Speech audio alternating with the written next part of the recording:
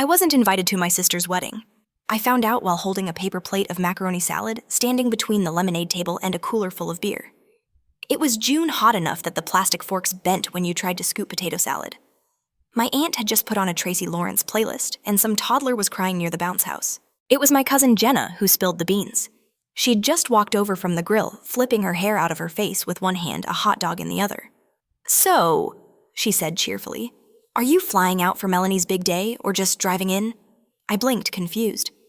"What big day?" She laughed, thinking I was being sarcastic. "The wedding, silly. She's finally marrying that guy with the hair gel jack, right?" I smiled like I knew exactly what she meant. "Oh, yeah, right." Then I excused myself to go check on the deviled eggs, which was code for sitting in my car with the AC on high and trying to breathe through the strange, sudden silence in my chest. Melanie was my baby sister. I helped raise her after Dad died. I held her hair back when she got sick at her first college party and wired her money more than once when she forgot rent was due. I was the one who mailed her a weighted blanket during her first panic attacks, and the one who stayed on the phone with her the night she thought Jack was cheating. And now she was marrying him with floral arrangements and a venue and apparently a guest list that didn't include me.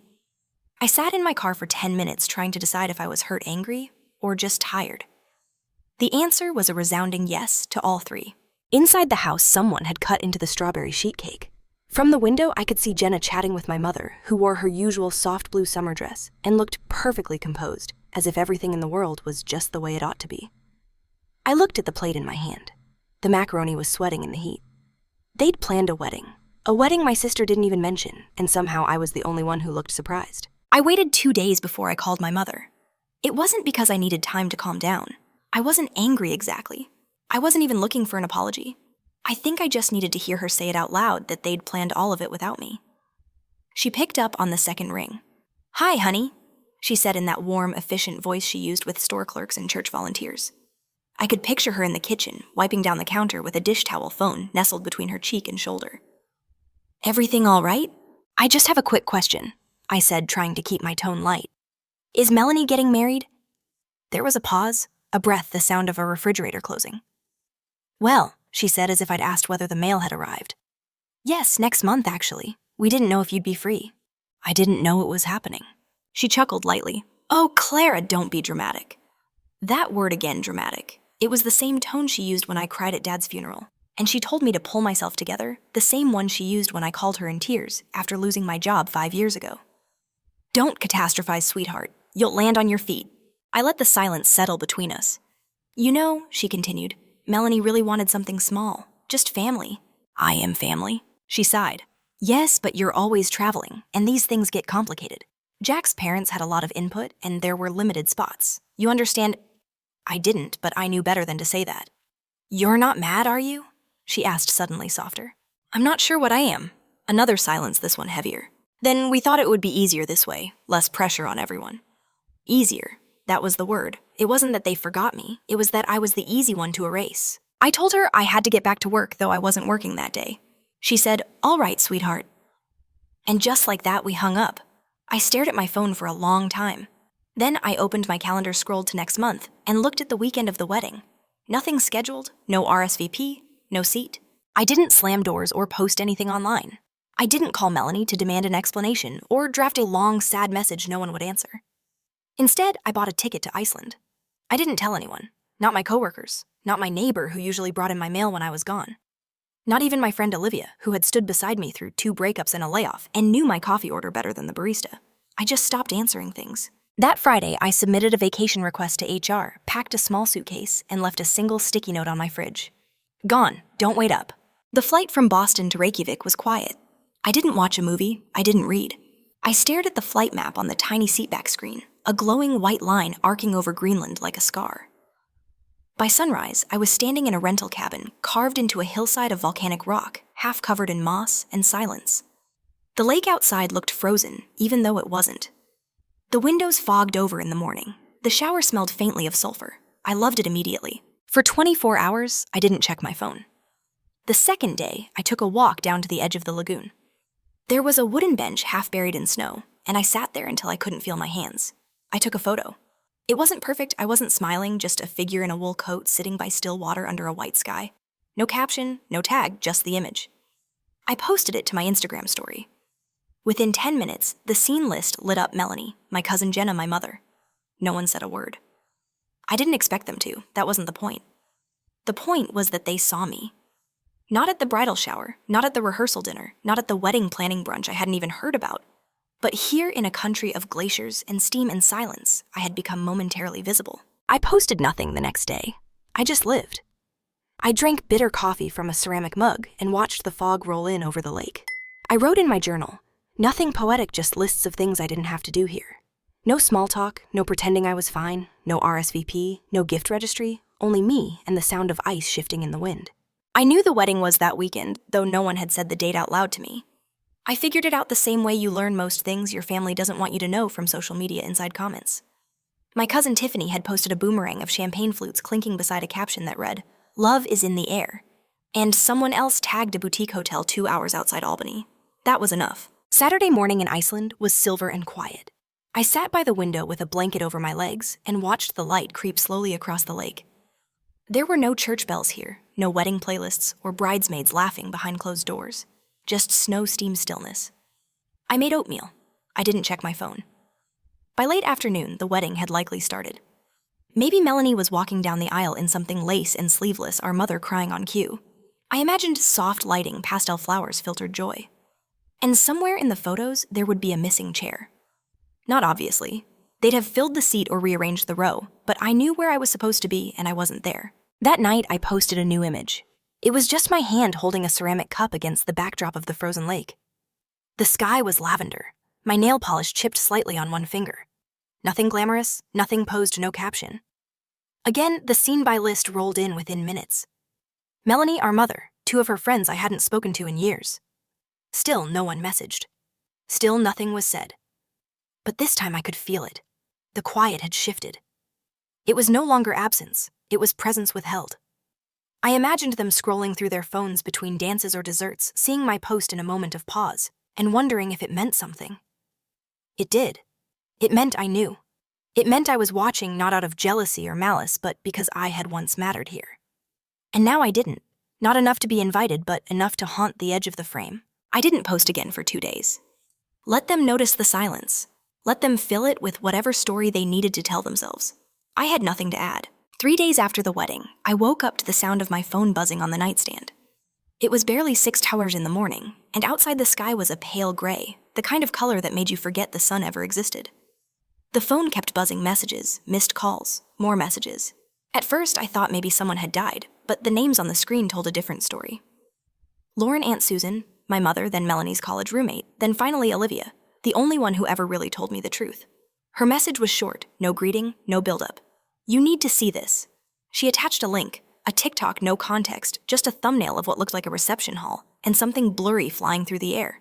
I hesitated. I wasn't sure I wanted to open it. I wasn't sure I wanted to know. But I clicked. The video started mid-chaos, shouting gasps movement. A bridesmaid was screaming not in joy, but fury, her voice cracking as she threw a bouquet across the room, not in ceremony, but in rage. People were standing, turning, backing away. Someone knocked over a centerpiece. Glass shattered somewhere off-screen. Then the camera found Melanie. She was crying, not delicate tears, but shaking red-faced mascara running. She was yelling something, though the audio was distorted. The voice that came next was clearer. "You were my best friend, Melanie, my maid of honor, and you were sleeping with him the whole time." The voice belonged to Sarah, her best friend since freshman year. The same girl who helped plan the bachelorette trip. The same girl who apparently had planned on marrying Jack herself. My stomach dropped. Another guest's voice. This one, half laughing in disbelief, said, "That's the maid of honor." The camera panned just enough to catch Jack frozen between them and hands raised like a man trying to tame wild animals. He said something no one caught. It didn't matter. The crowd had already started to move, guests whispering, grabbing coats, gathering purses. One woman walked out with her napkin still in her hand. The video ended with Melanie sinking to the floor. I watched it twice. Then I turned my phone over and stared at the ceiling of my cabin. The wood beams creaked in the cold. Somewhere outside, a bird made a sound I couldn't name. The buzzing started again. Voicemails, missed calls, new texts piling on top of the old. No one said the words, but they didn't have to. "Please call me." "Your sister's a mess. We need you home. Clara, please." By noon, I had a voicemail from my mother, her voice wobbling in and out like a radio signal from another life. In it, she said Melanie wasn't eating, that the family was embarrassed that people were talking. She didn't mention me being right. She didn't apologize. She didn't ask how I was. She just said, "We don't know what to do without you." I sat at the window, bare feet pressed to the cold floor, watching the lake ripple under the wind. My phone buzzed again. This time it was from Sarah. Not a call, just a message. "I'm sorry you weren't there. You probably would have stopped me." She was wrong. I wouldn't have stopped her. I would have let the truth find its way in just like I did. By early afternoon, my phone had stopped ringing and started pleading. The voicemails were no longer brisk or annoyed. They were softer now. My mother left 6 of them in under 3 hours, each one a little more afraid than the last. In the third, she was crying or trying to. Her voice cracked in places it never used to. "Clara," she whispered. "Your sister is devastated. I don't think she's left her room since Saturday. We don't know what to say to her. We need you home. You've always been the strong one, the one who holds everyone together." That line again, the strong one, the one who knew how to carry things, who never asked to be carried. I didn't respond. Instead, I boiled water for tea and stepped outside, letting the steam warm my face while the wind cut through my sleeves. The sky above me was endless, low-hung quiet. I took a photo of the horizon, faint pink light resting on the edge of a glacier, and posted it without a word. 5 minutes later, my phone buzzed. "She's not well. She keeps asking for you, Clara. Please, just 5 minutes." That one was from my father's sister, a woman who once told me after Dad died that older daughters are like extra mothers. I was 15. I watched the snow drift across the porch step and said nothing. That evening, a message came in from Melanie herself. Not a call, just a text. "I know I hurt you. I didn't think it would matter this much. I thought you didn't want to be part of things anymore. Please, I need you. I don't know who else to ask." I stared at the message for a long time, not because I didn't believe it, but because it was the first real thing she'd said to me in years. But it wasn't enough. Not after all the times she had taken my help, but not my presence. Not after letting me fade out of the family photo without asking if I was still standing there. They didn't miss me. They missed what I did for them. And now that everything was falling apart, they wanted the scaffolding back. But I wasn't made of steel anymore. I had become glacier cold, still unmovable. It was almost midnight when the phone rang again. This time I picked up. Not out of forgiveness. Not because I'd softened. I just didn't want the silence to say everything for me. "Clara," my mother breathed like she'd been holding her voice for hours. I didn't speak. She waited, then filled the space the way she always did, with explanation disguised as care. "She's not doing well," she said quietly. "Melanie, she barely eats. She doesn't come downstairs. She keeps asking if you've responded." I could hear the clink of something ceramic in the background, her kitchen most likely. Probably the same blue teacup she always used when she needed to appear gentler. "I wish you were here," she added. I looked out the window of my cabin. Outside, the lake had turned to glass. The sky was low and endless, the kind of cold that made sound feel smaller. I said finally, "for years. You just didn't see me." There was a pause. Not defensive, not quick, just still. "I didn't know you felt that way," she said, her voice thinner now. "You never said—" "No one asked." She let out a breath, not quite a sigh, just the sound of realizing there's no script left that still works. "I'm sorry," she said, but it came out like a question. I didn't answer. Somewhere in the silence she understood, because for once she didn't try to fix it. No excuses, no soft rewrites of history. Just the sound of her breath, the faint chime of a clock in the background, the quiet of 2 people realizing something had ended a long time ago. And this was just the echo. "Are you coming home?" she asked after a while. I looked around the room, the wooden floor, the wool blanket on the chair, the sound of wind against the windows. Everything simple. Everything mine. "No," I said gently. "I think I'm finally home." We didn't say goodbye. We just let the call fade. I sat there a while listening to the quiet. It didn't hurt anymore. It didn't comfort me either. It just felt true. The next morning, I woke early. The cabin was still the kind of stillness that doesn't ask anything from you. I wrapped myself in a thick sweater and stepped onto the back deck. The lake below was smooth as glass, reflecting the pale gold of a rising sun. The sky stretched wide and empty, and for once, that emptiness felt like peace. I made tea, scribbled a few lines in my journal, then pulled out the thick stationery I'd brought from home but never used. I wrote one letter short. Plain, no accusations, no lists of what had been done or left undone, just this. "I hope you find peace. I hope you tell the truth. I hope next time the invitation comes before the apology." I signed it with my full name, Clara James. Folded it carefully and addressed it to the house I grew up in. No return address. I walked into town later that day and dropped it in a red postbox near a bakery that smelled like cardamom and ash. The man behind the counter nodded as I passed, recognizing me from the morning before. "Cold today," he said. I smiled. "Not as much as yesterday." On the way back, I stopped by the edge of the lagoon. A single bench faced the water. I sat for a while sipping coffee from a paper cup, watching the steam rise and disappear. My phone was still in my pocket, untouched. When I returned to the cabin, I posted one last photo, a chair wooden empty framed by snow. Beyond it, the lake. No caption, but I knew they'd see it. Not because they followed me, but because people always notice what's missing once it's too quiet for too long. That night, I didn't check messages, didn't scroll, didn't wonder what they were saying back home. Instead, I made soup, lit a candle, pulled a blanket across my lap, and read the same page of a book 3 times.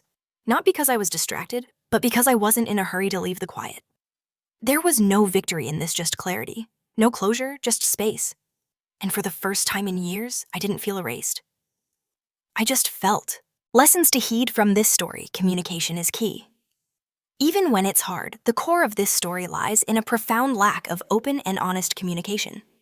Assumptions were made, feelings were suppressed, and difficult conversations were avoided. This led to deep hurt and resentment. Always strive for clear and direct communication, even if it feels uncomfortable in the moment. Your worth isn't defined by others' recognition. Clara's journey highlights the painful realization that her family took her for granted and valued her contributions more than her presence. It's a powerful reminder that self-worth must come from within, not from external validation, or the roles we play for others. Setting boundaries is essential for well-being. For years, Clara was the strong one, always there for her family, often at her own expense. Her decision to go to Iceland and create space for herself was a vital act of self-preservation. Learning to say no and establishing boundaries protects your emotional and mental health. Silence can be a powerful form of communication. While open communication is generally best, sometimes a deliberate silence or the act of withdrawing can speak volumes and force others to confront uncomfortable truths they've been avoiding.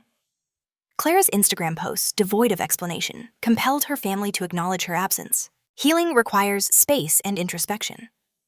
Clara found peace not in confrontation or apology, but in solitude and self-reflection in Iceland. Sometimes the path to healing and clarity involves stepping away from the source of pain and creating distance to understand your own feelings and needs. Family dynamics are complex and evolving. The story showcases how family roles can become rigid and how difficult it can be to break free from them. It also demonstrates that while blood ties are strong, healthy relationships, require mutual respect, effort, and acknowledgement of each individual's needs. What resonated most with you in Clara's journey, and what insights did you gain from her experience? Share your thoughts in the comments below, and don't forget to subscribe for more compelling stories and life lessons.